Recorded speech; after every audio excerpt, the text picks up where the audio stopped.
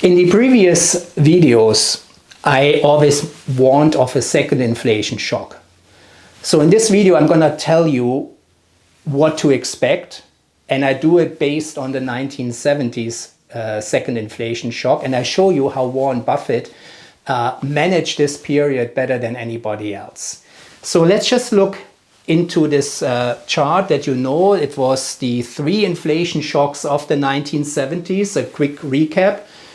Almost 15 years of inflation mess during that time. So don't think that after 2 years today of inflation, the whole thing is over. That's very, very unlikely. What we're gonna see is probably the same mistakes by governments, by market participants, and by central bankers, so that we get this escalating roller coaster pattern of inflation like we had in the 1970s. And this one is the one that you have to worry about. And we are probably here in 1972, comparable. People were excited back then in 1972. And it's really funny, as today, the S&P 500 went to a new all-time high. And also, as today, one famous investor was at the sidelines, Warren Buffett. Warren Buffett did not trust the situation back then. So he had a lot of cash. He actually issued a bond to have more liquidity. And it seems that he knew what was coming, the second inflation shock. And let's look into this a little bit more detail. I used three different metrics here. First, let's look at real GDP growth. Keep in mind, the inflation shock started January 1973 and it lasted throughout 1974. The second inflation shock. Look at GDP, how it collapsed. And that's really a dramatic development. And I want you to pay attention to this. In 1973, we still had decent economic growth, 5.8 of decent. That was very strong economic growth, 5.8%. And then the second inflation shock really hit. And the impact that such an inflation shock has is always with a delay. So all of a sudden, we went from 5.8% growth to negative growth, to a recession within 1 year.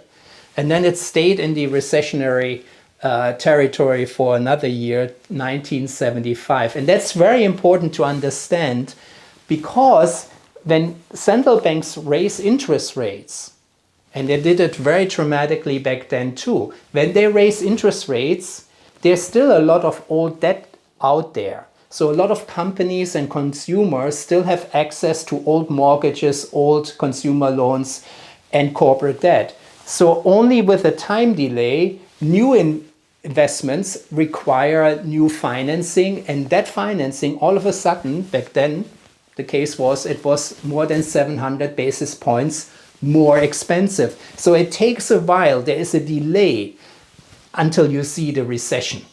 Now, what's different today from back then is already here, the federal government in the US had a fiscal deficit that was the equivalent of 6.5% of real GDP, 1.7 trillion. Now, this is a real problem, because we probably would have seen already the beginning of a bad recession, but now we have the government basically canceling out the effect of higher interest rates. So our situation today is much more messy. I want you to keep that in mind. Now look at unemployment rate. Unemployment rate also went up, but with a big delay. It took until 75. And then we reached 9% unemployment rate, almost doubled from January 1973. So the logical, or the sequence, is you have inflation, higher interest rates. With a delay, the economy basically collapses, especially when you raise interest rates by more than 700 basis points back then. And then you see a firing wave. Companies lay off people in a big way. And then at the last, I want to put your attention also on the stock market. The stock market had reached a new all-time high in December 1972. And look what happened during the second inflation shock, it almost lost half of its value. This is the S&P 500. So we had a traumatic development. It later slowly recovered, but we had a traumatic impact on the financial markets. And if you read articles from back then, from 1974, the mood was totally different. December 1972, euphoria. You have to be invested in stocks. In 1974, it was almost the mood of going to a funeral. Nobody wanted to buy stocks. That was actually the time when Warren Buffett had a field day and picking up very, very cheap, excellent companies. But again, collapse of the economy, higher unemployment, making the situation much worse, and a stock market reaction that was close to 50% loss of the S&P 500. Now, the interesting thing here is, how did investors do? And that's something that we should pay attention. You will not believe it, but Berkshire Hathaway, with a dynamic approach that I will explain in my advanced inflation management class and in the class Warren Buffett Decoded, he had a dynamic approach and he managed to turn inflation into an opportunity. And he almost increased the share price of Berkshire Hathaway by 900%. Now the S&P 500 recovered later, but if you look at the period 73 to 82, kind of like the core inflation crisis, in that period, the S&P 500 only went up 89%. The red line is the benchmark, that's the accumulated inflation during that time. So that means people invested in the S&P 500 lost money. Even worse, given that they had a nominal gain, they had to pay capital gains on this. So the loss was even bigger in comparison to inflation. And that's the big unfair thing about inflation that you also learn in the advanced inflation management class. You have to look at nominal versus real figures. And for taxes, nominal figures will determine how much you pay in taxes, not real figures. So that's always a very important point for corporate clients and also for investors. You have to understand these differences. So again, accumulated inflation, the benchmark was 130%, and Warren Buffett, with a dynamic approach, managed to turn inflation into an opportunity by gaining close to 900%, while the S&P 500 did not do that well.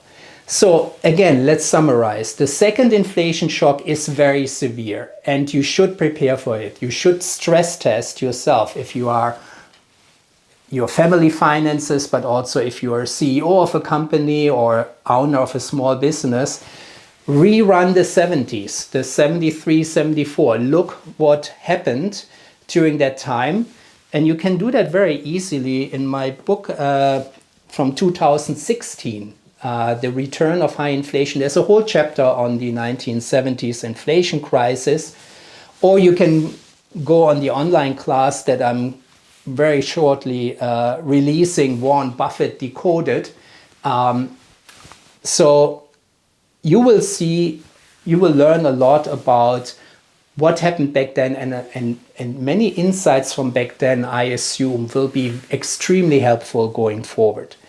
If you're a big company, you can also book a management workshop with me online or in person, although in person is sometimes very difficult with my schedule.